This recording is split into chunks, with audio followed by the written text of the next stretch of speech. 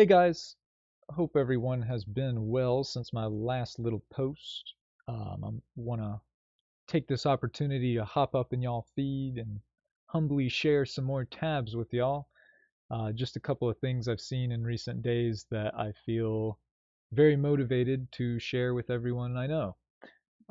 Unfortunately, most of it is doom and gloom. I have been wanting to share some good news, good stuff like avenues we have to organize ourselves to hold the bastards accountable for actually doing all this junk. Uh, but been a little busy, and when I haven't been busy, I've been tired. You know the vibes. But wanted to go ahead and share these things here. Starting with this awesome speech by Claire Daly, which can really be summed up by this here sentence, and really it sums up perfectly the whole uh, all this, this whole moment globally.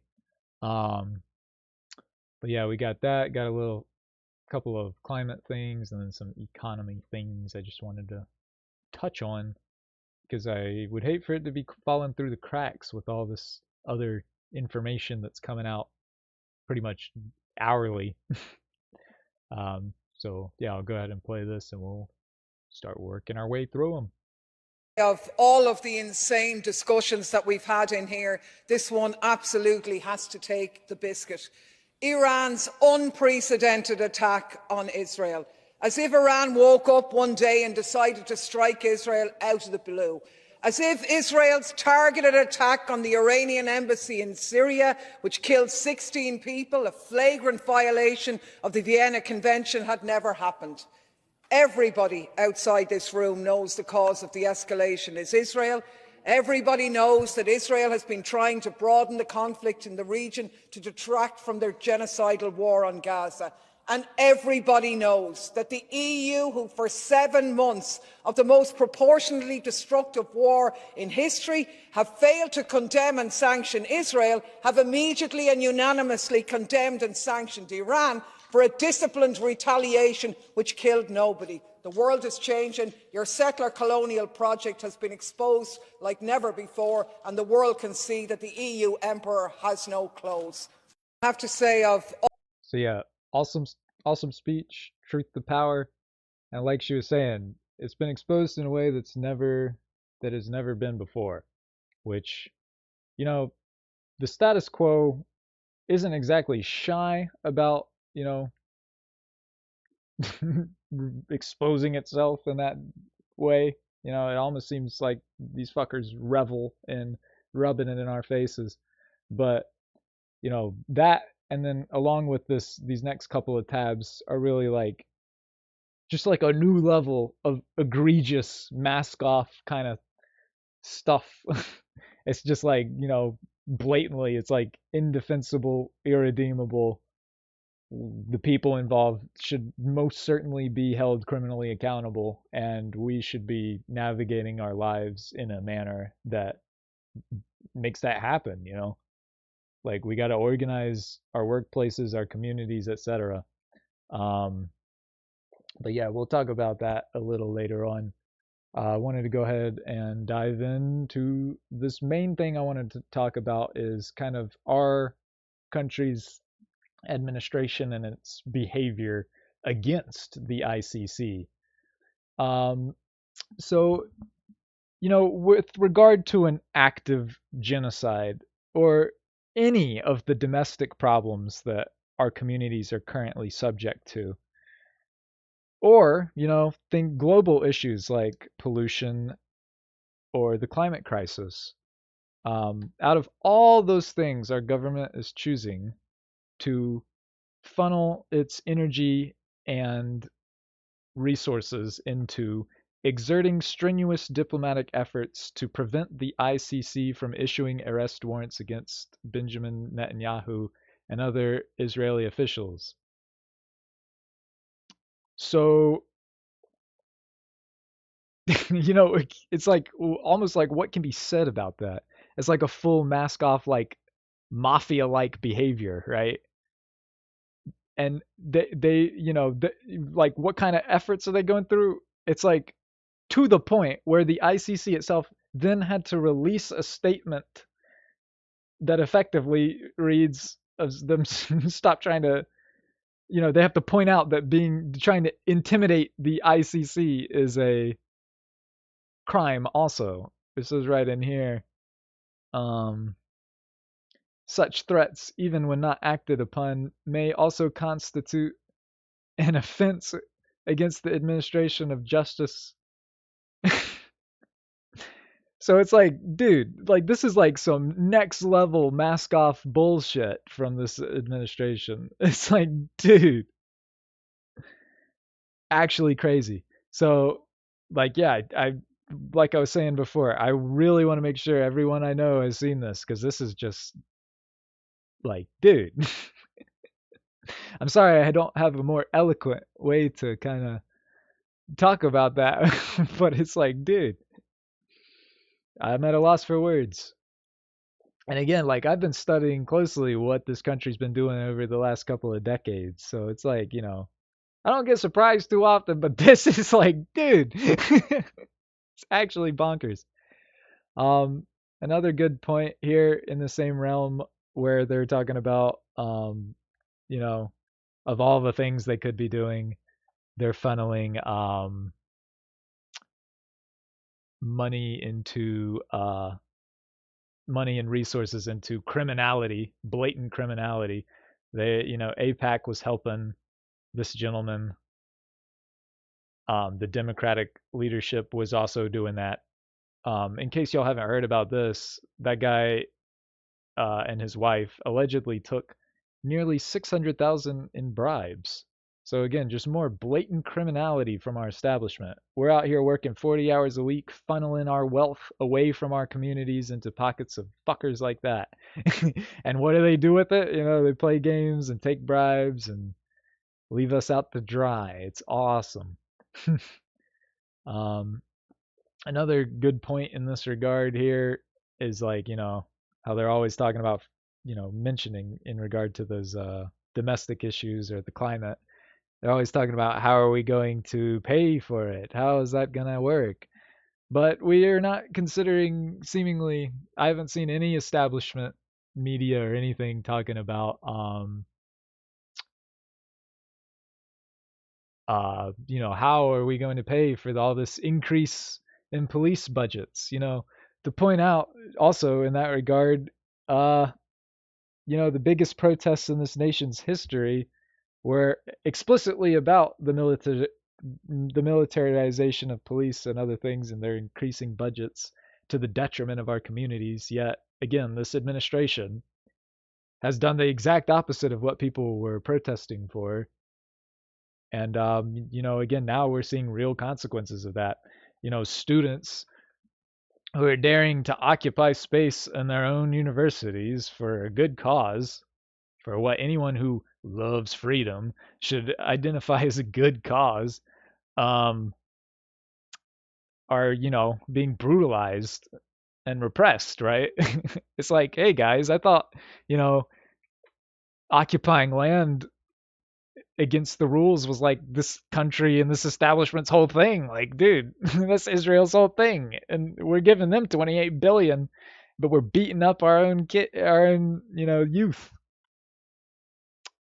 Kind of bonkers. But again, yeah, and another thing, like that's taxpayer money paying for all that. We are essentially paying for our own oppression in that sense, and that's kind of ridiculous, right? Because all they're doing is, saying that what our establishment's doing is wrong. And yeah, free speech be damned, I guess. same same deal with that thing that just passed in the House recently. 320 of our leaders decided to vote against the First Amendment. Only 91 voted no. Kind of weird. In a sane world, you would think those bastards would be held accountable, right? They would be expelled from from the ability to represent us. But nope, they're still sitting, chilling, collecting our check on our dime, right? kind of bonkers. Again, it's just like driving the point home. It's irredeemable. There's nothing about the status quo that can be reformed, right? It's like, dude, we gotta get rid of this thing. um, and in that vein, this post kind of just goes into that just on a very surface level, but it's something I wanted to share because, you know, I'm sure those of us who have been paying attention want this shit to stop. We wanted it to stop before the end of October, and it should have. There was no good reason for Israel to be getting away with all this, much less receive $28 billion to continue carrying on with it with no end in sight, right? We've gone from Biden saying, "Oh, I'm frustrated with Israel's actions," to to him saying that these protest movements have not made him reconsider his outlook whatsoever, right? Again, it's like blatant, overt fascism. Really cool stuff. Anywho, we'll go ahead and read it. Nothing less than revolution and ousting of the ruling class billionaire capitalist oligarchy across the board can resolve these issues. We can't have democracy or human rights in a system dominated by people who don't believe in these things at all, period. I'd like to add in, we can't solve the climate crisis or pollution either, because what do you know? The establishment is what's propping those up, right? We're subsidizing all that stuff. People will need to revolt wherever they are because every industry, every sector of life has been organized and designed by the ruling class to take from the poorest and give to the wealthiest. It is true in the workplaces and academies. It's true in the hospitals and the military. It's systemic, right? So Bree Newsom, once again, hitting the nail on the head. She does not miss. It's like, yeah, and I just want to say this to like kind of encourage everybody to look at where we're at or where they're at. How can they, can you form a union? Can you engage with your community? There's all sorts of things like that. Uh, there's avenues. We just gotta do it. you know. Um, Anywho, that's all the Israel stuff. Now we're switching gears a bit to the climate, which is, I don't mean to detract from the Israel stuff at all. In fact, I see these issues as one and the same, right? Because all of the stuff Israel's doing is horrid for the climate, right? Um, Israeli citizens have been protesting their government from an environmental standpoint since at least the 90s. I know that for a fact, but I don't know about anything prior to that, I'd imagine. But yeah, needless to say, war is not exactly great for the environment. Salting the earth, not exactly great for the long term ecology, which is exactly what we need to be focusing on right now in this critical moment if we are to avert, you know, climate catastrophe, which we're not doing such a great job at, as we will see here. So here's just some stuff. I think this is just about the same graph here. It's from April 21st. This little black line is this year. This first graph here shows between 1982 and 2011. That's about the baseline. So that's how our climate should look. This one includes all the years we have good data for. This yellow one is from 2023. You'll notice it continues increasing. We have been recording the highest average temperature ever for over a year now, right? Like the Holocene is pretty much over. We're in a new climate already, and we're long past the point where we should be holding these bastards accountable for their inaction, right? Like, and to further drive the point home here about how drastic of a change this is in just 1 year, the ocean surface heating, which, mind you, that's the same thing that killed 50 of my neighbors in Acapulco and destroyed everything that my wife and I owned, just to further drive the point home that like this is a real problem affecting real people that y'all know, you know. Not to mention, like globally, like people who have like even less infrastructure than we did where we lived, right? Um, but yeah, it's 56% higher than in 2023, right? A 56% increase in just a single year. Like, that's insane. Yet I haven't seen one piece of establishment media talking about this.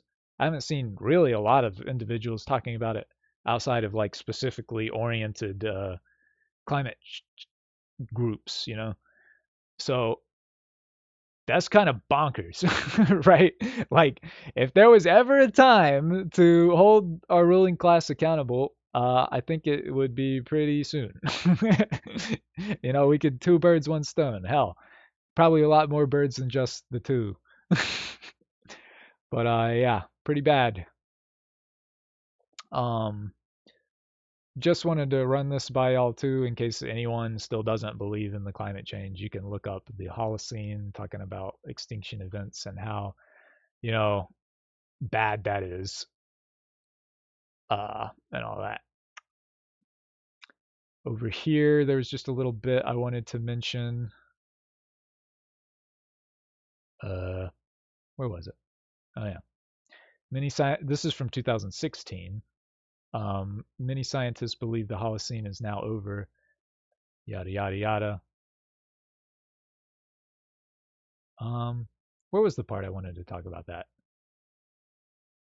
I don't know. I guess it's just driving the point home that like 2016 they were already talking about this, and then now we're doing that. It's like, dude, yeah, we have been failed pretty blatantly.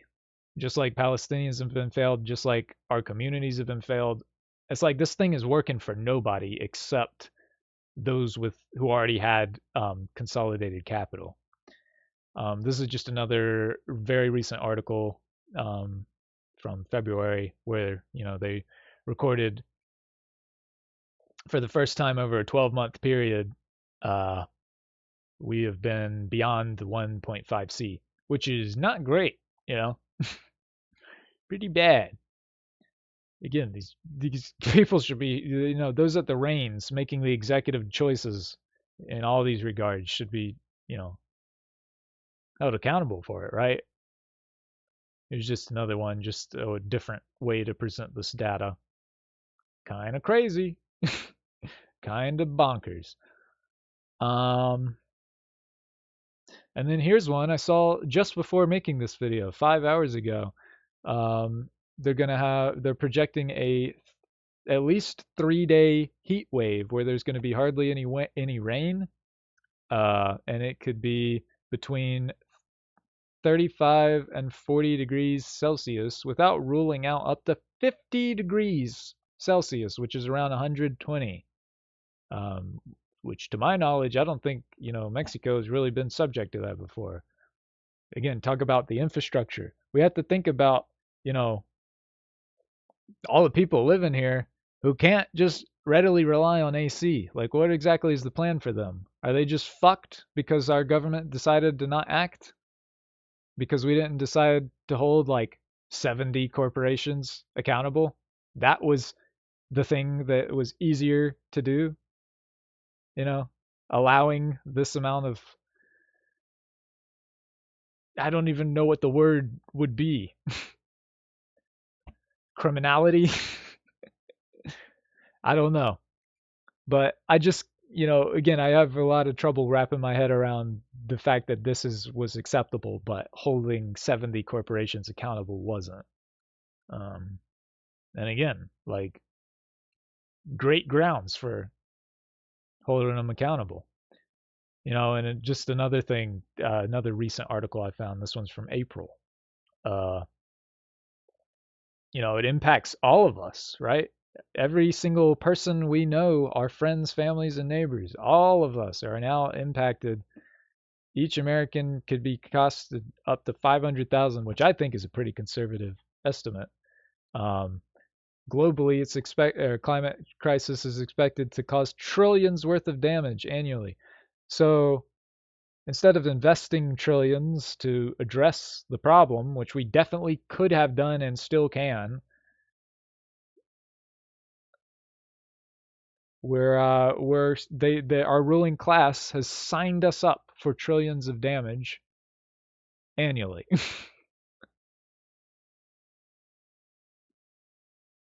So again, it kind of echoes how the taxpayers have been paying for this. We're in a way paying for their inaction in the same way. We're having to foot the bill. You notice the ruling class keeps making regular working people foot the bill every time there's a crisis, right? 2008, coronavirus, same deal. It's like, all right, I don't think this system can produce any other outcome, right? It's always going to be regular working people just like us. It's always going to be people we love, our communities. It's always going to be our environment that's going to be subject to sacrifice by the status quo. That again, that's why I've wanted to hop on here and harp on about it because, like, dude, it might not be us today. It might not be you or the people you love today, but it's it's always a possibility because of these people's choices. And instead of being punished or held accountable, um, or stopped even, they're being materially rewarded and maintaining their um, position in our society as being the only people who have access to the executive decision making process. So yeah, that's not cool, for lack of better terms. Here's some more stuff. More than 1/3 of people in the U.S. are exposed to a harmful air pollution.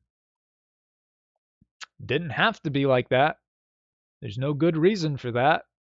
But that's just what our ruling class decided is acceptable for us to be subject to. Really nice. Meanwhile, this I just saw May 2nd, just 2 days ago. Fossil fuel companies have been using enclosures to hide methane flares, which are really bad for our environment, as you'd imagine. Yeah, the industry promotes them as clean, safe, and efficient.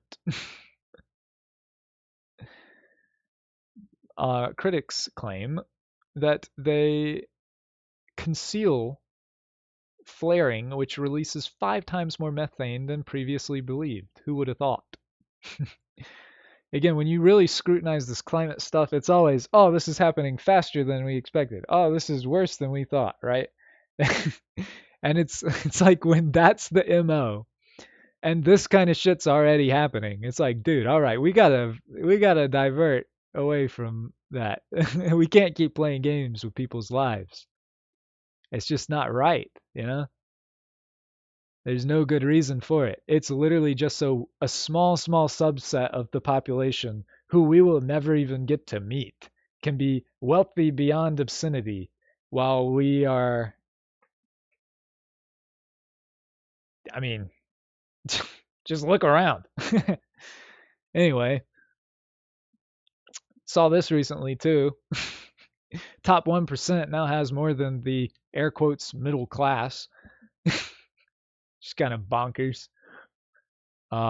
Here's that visualized kind of in another way. We've got the bottom 50 down here hanging out, chilling. Both of the sources for these is the Federal Reserve, by the way. And yeah. I feel like I have to scroll a little bit too much on this page. And I know people are going to be like, yeah, that's not the money they have right now. But again, it's consolidation of resources. That's really the thing. It's that these things are privately held and not put toward, making the world a better place, helping our communities, addressing the very real problems that result in very real issues and very real suffering and suffering at best and death at worst of people, right? Of entire communities. It's directly because of this type of organizing society. Here's just another, if you're a numbers oriented individual, top 1% has 38 trillion. Kind of bonkers. How much would it cost to address climate change? between 300 billion and 50 trillion. How about that? It's just like it's just dead resources just not being mobilized for the thing.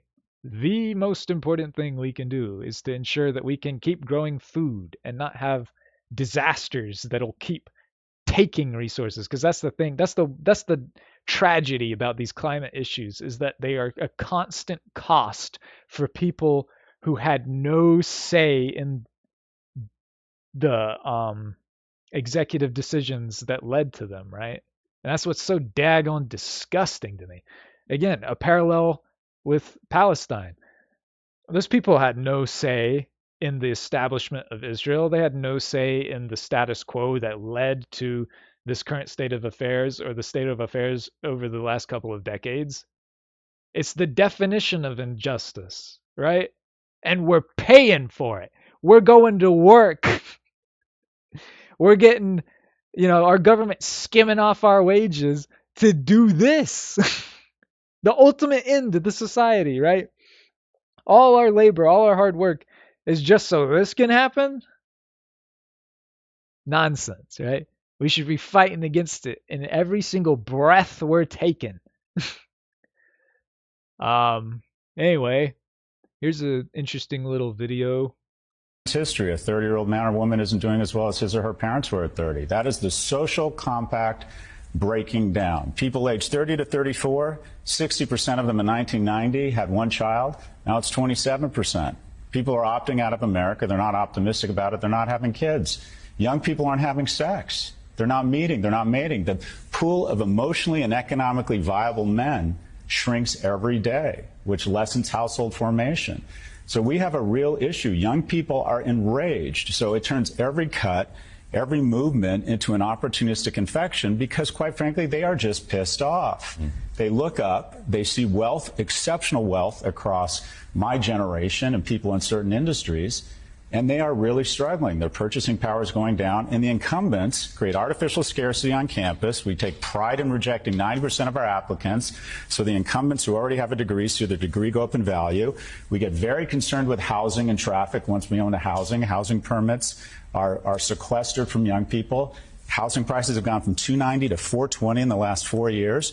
So a young person, a house, stocks that I don't own skyrocket in value. Let's have COVID relief and flush the markets and take assets way up, because if 1 million people dying would be bad, it would be tragic if I got less wealthy. And we're doing it on their credit card. Young people have every reason to be enraged, and every issue they see, they look up, they get angry, and they see someone doing better than them, and then every day it is speedballed in their face that they are failing, that they are not doing as well as everyone around them. We have lost the script.